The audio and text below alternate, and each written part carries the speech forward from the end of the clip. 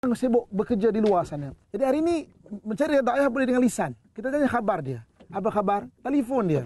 Kita tanya apakah kesihatan dia. Ayah, dah makan belum? Macam mana keadaan ayah? Bukan susah. Senang betul sekalian.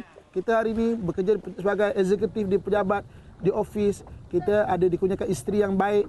Kadang-kadang kita lupa untuk bertanyakan orang yang pernah menjaga kita ketika kita kecil. Yang pernah memberi maknanya keperluan-keperluan kita sehingga hari ini kita menjadi pegawai yang besar. Tapi kita lupakan ayah kita. Sidang penonton, rakan-rakan usrah yang dirahmati Allah sekalian. Kita lihat dahinya penuh dengan peluh ingin membesarkan kita. Apakah kita lupa bahawa ketika kejayaan kita hari ini hasil titik peluh daripada mereka yang membesarkan kita. Mencari keredaannya daripada sudut perbuatan kita. Kita salam dia, kita cium tangan dia, kita cium dahi dia, kita peluk dia. Kadang-kadang ketika telah tua, ayah hanya memerlukan sedikit masa untuk kita jenguk dia. Ada kadang-kadang ayah diletakkan ke rumah orang tua, langsung tak tengok. Sampai berbulan-bulan, bertahun-tahun. Dia perlukan sedikit masa saja untuk kita. Kenapa? Kadang-kadang kita lupa. Kita kata, tak ada masa lah Ustaz. Sebenarnya sidang peruntuk rakan-rakan usrah, kita bukan tidak ada masa untuk peruntukkan masa kita untuk ayah kita, untuk ibu kita. Tetapi kita tidak mengutamakannya. Kerana kita utamakan perkara-perkara yang lain. Dan banyak perkara yang tidak penting kita utamakan, kita boleh buat. Sedangkan berapa lama lagi ibu dan ayah kita boleh bersama kita? Umurnya berapa panjang lagi? Sedikit masa yang ada, tanyalah kabarnya. Pulanglah, baliklah kampung, bantu. Walaupun dia tidak pernah menyebut, kita perlu faham, kita ulurkan keperluan-keperluan yang mungkin kita boleh menyenangkan, mencari keredaannya. Kerana keredaan Allah Subhanahu Wa Taala terletak kepada redha ibu dan ayah kita. Kita sambung perjalanan kita lagi dan kita lihat bagaimana keadaan maknanya laut dan apakah yang boleh kita kongsikan insya-Allah.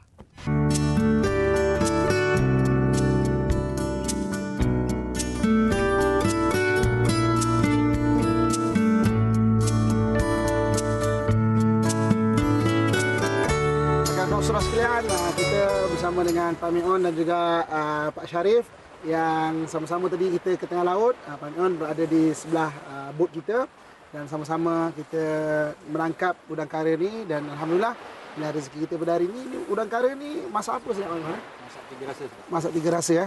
Jom kalau kita nak tengok bentuk udang kara ni, dia berapa lama boleh tahan kat darat ni kalau pan? 1 jam. 1 jam 1 jam Dia hidup begini macam ni? Hidup.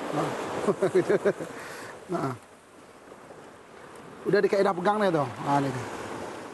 Ini masak tiga rasa ya, rakan-rakan usrah sekalian. Dan tentulah sedap rasanya. Jadi kita nak lanjutkan kita punya perbahasan untuk kita sebagai anak supaya bergaul, bermuamalat ataupun kita hidup dengan ibu dan ayah kita ihsana, dengan perasaan ihsan ataupun dengan perasaan kasih sayang. Dan memang rakan-rakan usrah yang dirahmati Allah sekalian, bahawa Allah Subhanahu Wa Taala juga memerintahkan, maknanya Nabi juga menggalakkan kepada kita untuk sentiasa kita ni maknanya berkasih sayang, dan kasih sayang bermula daripada hati. Sebab itu hati manusia ini dia sebagai wadah, dan perkara yang diperintahkan untuk kita penuhkan dalam hati kita ini selain daripada iman adalah kasih sayang. Kerana rakan-rakan usrah, orang yang hatinya kurang kasih sayang, maka akan tumbuh kebencian dalam hatinya. Dan orang yang hatinya ada tumbuh kebencian, nanti dia akan mudah membenci orang lain. Orang yang hatinya ada kebencian, nanti dia akan mudah marah-marah. Dia akan mudah menyalahkan orang lain. Orang yang hatinya ada kebencian, dia akan mudah mempersalahkan orang sana, mempersalahkan orang sini. Dan dia tidak nampak pun kesalahan dirinya. Sebab itulah tidak sedikit rakan-rakan usrah, anak yang menjadi anak yang derhaka, dilupa pengorbanan ayah. Kerana apa? Hati sebagai wadah itu tidak dipenuhkan dengan kasih sayang, dipenuhkan dengan kebencian. Akhirnya benci orang sana, bergaduh orang sini, mengata orang sana, sampai dalam ahli keluarga, dalam adik-beradik, sehingga ayah pun ada yang dibencinya, ayah pun ada yang dimakinya, ayah pun ada yang dibiarkannya. Kadang-kadang ada ayah yang dibiarkan di hospital, terlantar, ditinggalkan begitu saja. Ada yang ditinggalkan di bus stand. Datang ayah daripada kampung, ambil beg ayah, ambil beg ibu, letak bus stand, tinggal macam tu saja. Kerana apa? Kerana rasa macam malu. Kita sudah sebagai pegawai besar, kita orang yang dihormati di bandar sana. Ayah datang daripada kampung, malu nak mengaku itu adalah ayah kita. Ada yang diletakkan ke rumah-rumah orang tua, dan diletakkan ke rumah orang tua langsung tidak dilihat, langsung tidak diperhatikan, jenguk pun tidak. Kan kadang-kadang bayar jenguk pun tidak. Sedangkan itu bukan yang ayah hendak. Itu bukan yang ibu mahukan. Ibu mahukan akhirnya bersama kita, bersama anak, bersama cucunya yang dia mahu lihat bahawa kita menghargainya, menghormatinya. Dan itulah yang disebut dalam Al-Quran ihsana, iaitu hidup dengan keadaan kasih sayang dan ihsan. Rakan-rakan usaha dan rahmat Allah sekalian, ada sebuah kisah bagaimana seorang yang ketika dia kecil, dia mengatakan bahawa kalau aku jatuh, ayahku tidak pernah mengangkat aku. Ketika aku menangis melihat luka aku, ayahku tidak pernah pun maknanya memegang tanganku ini. Dan kadang-kadang ayahku memarahi aku sehingga aku merasakan bahawa ayah aku ini orang yang mungkin tidak sayang kepada aku. Maka ketika aku membesar dan semakin membesar, maka sehinggalah aku mengenali seorang perempuan. Aku nikahi perempuan itu. Di hari pernikahan itu, ayahku berbisik kepada istriku, jagalah anakku ini, kerana dialah orang yang paling aku sayang.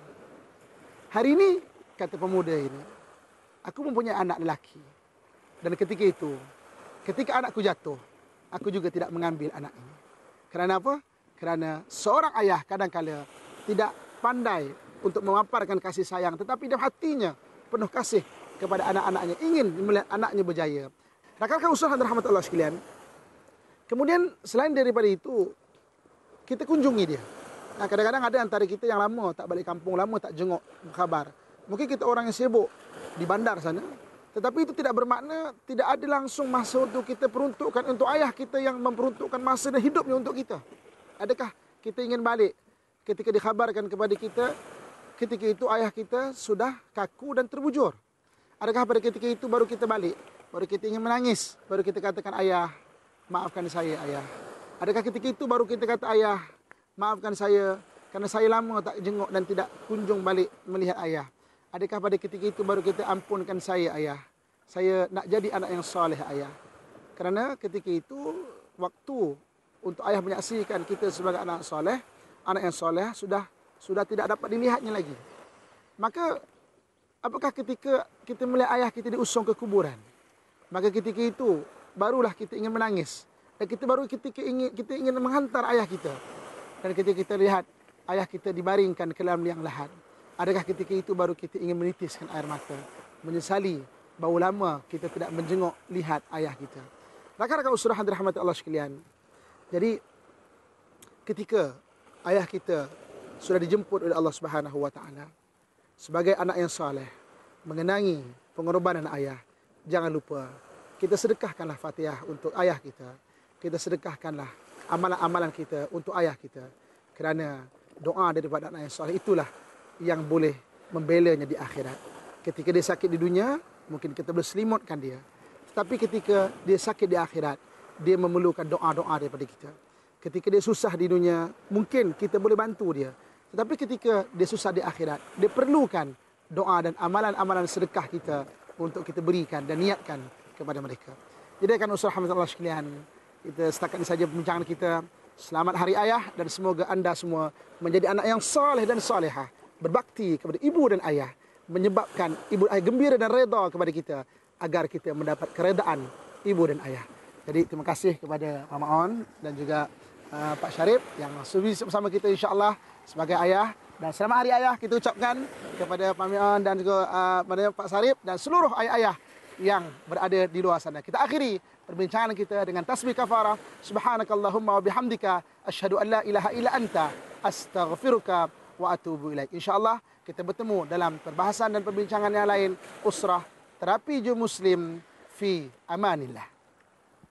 Ya Allah ya Tuhan kami, ampunilah segala dosa kami ya Allah, dosa ibu dan ayah kami ya Allah, dan kasihanilah mereka sebagaimana mereka mengasihi kami ya Allah.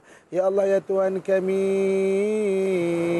berikan kelapangan kepada kesusahan mereka ya Allah, berikan kebaikan dalam apa yang mereka usahakan ya Allah, dan jadikanlah kami orang yang sentiasa ingat dan berbakti kepada mereka ya Allah.